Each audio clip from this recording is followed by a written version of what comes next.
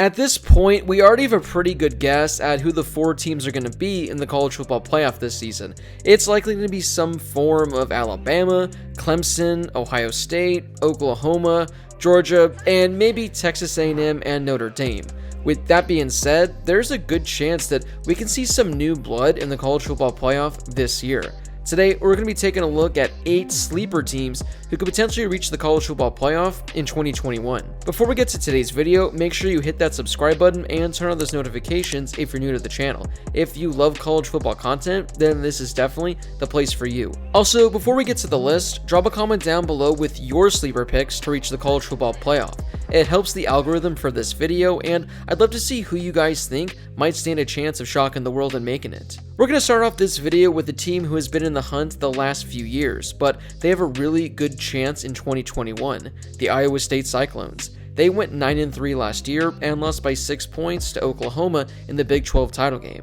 I don't think they would have made the playoff had they beaten the Sooners, but they could have at least made some sort of case. The Cyclones return a lot of their top talent from 2021, including quarterback Brock Purdy and running back Breece Hall. They have arguably one of the top quarterback-running back duos in the entire nation.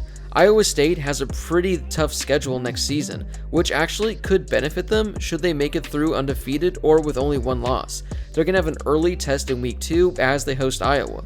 The second half of the season is going to be a tough one as they play Oklahoma State, West Virginia, Texas, and then have a road matchup at Oklahoma in the second to last week of the season. Like I said earlier, if the Cyclones somehow make it through their entire schedule with 1 loss and they win the Big 12 championship, I think that they're going to be making their first ever playoff appearance. For years, it seems like we always hype up USC and ask ourselves if this is the year. Well, we're going to be doing the exact same in 2021. The Trojans went 5-1 last year, with their lone loss coming in the Pac-12 title game to Oregon. USC returns a good amount of talent, starting with quarterback Kedon Slovis, who's going to be in the Heisman contention this year. He's been great for USC during his first 2 seasons, and I think he's going to set some single-season records for the Trojans this year. An advantage that USC has is the relatively weak schedule. They avoid both Oregon and Washington, 2 of the best teams in the Pac-12, and they get Utah and UCLA at home, 2 teams that are expected to make some noise in the conference. Their 2 toughest games are going to be on the road at Notre Dame and at Arizona State. Sure, there can be a slip-up in some game that I didn't mention, but I expect the Trojans to be fighting for a Pac-12 title spot. If they're able to cruise through their schedule, they can be a 1-loss Pac-12 champion fighting for a final playoff spot. I've been saying this all offseason, but if someone is going to dethrone Clemson from their ACC title, it's going to be the North Carolina Tar Heels. What Mac Brown has done with the program over the last few years has been incredible, and this has a chance to be their best team yet. They're led by Sam Howell, who I currently have as my Heisman frontrunner and the #1 pick in the 2022 NFL Draft. North Carolina did lose some significant talent this offseason to the draft, but they return a lot of talent and have some highly touted recruits coming in as well.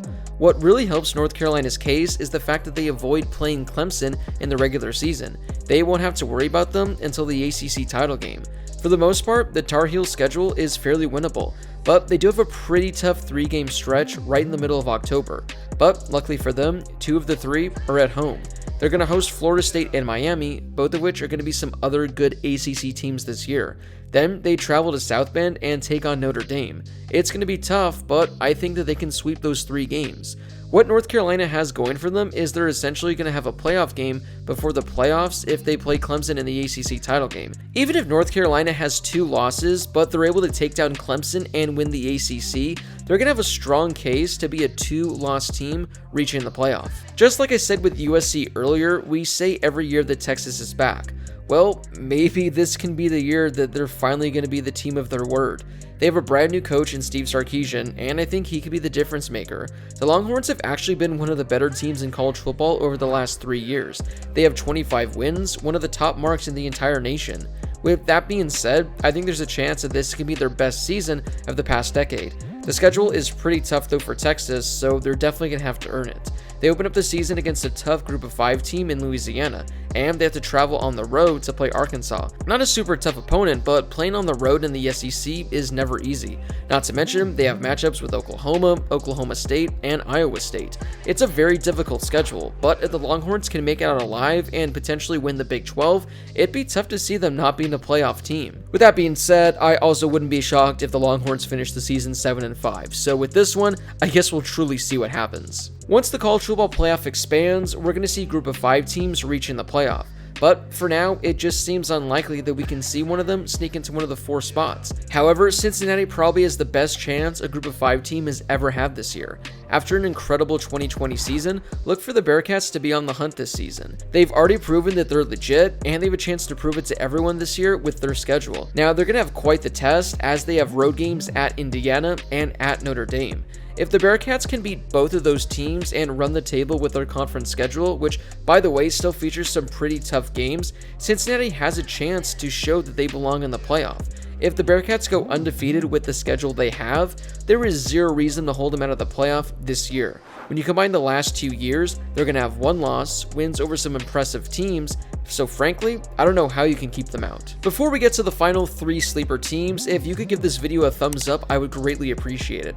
It helps share the video with more college football fans, and it only takes a second to do. Also, drop a comment down below and share with me the team that you think is the biggest sleeper to reach the college football playoff in 2021. Up next, we're going to be talking about a team coming off one of the best seasons in program history, the Indiana Hoosiers.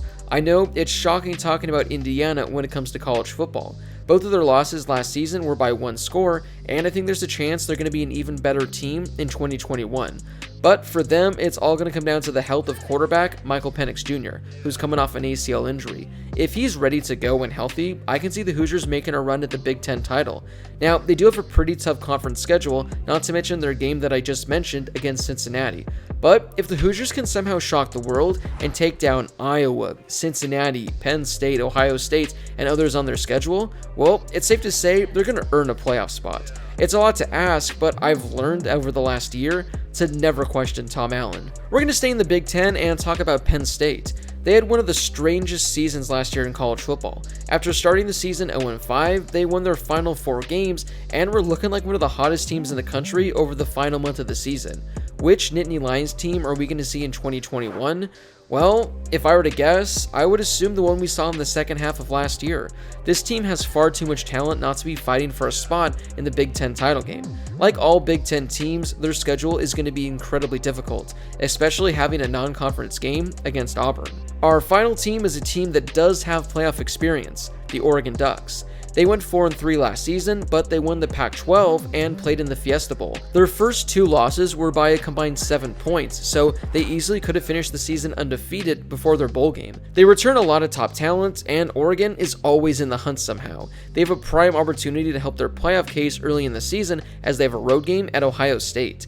If the Ducks can go and take down the Buckeyes, that puts them in the driver's seat the rest of the way. They don't have to worry about playing USC, another team that's going to be fighting for a playoff spot. However, their toughest games of the season all come on the road. In addition to playing the Buckeyes in Columbus, they have to play Stanford, UCLA, Washington, and Utah away from Autzen Stadium. Now, that is a gauntlet right there of road games. Well, that wraps up my list. Which team did I mention do you think has the best chance of reaching the college football playoff? Was there a team that I didn't mention that you think could be a threat to potentially make the playoff? Drop a comment down below and share with me your thoughts. If you haven't done so yet, make sure you hit that subscribe button and turn on those notifications. If you love college football content like this, then this is definitely the place for you. As always, thank you guys so much for watching, and I'll see you all in my next video.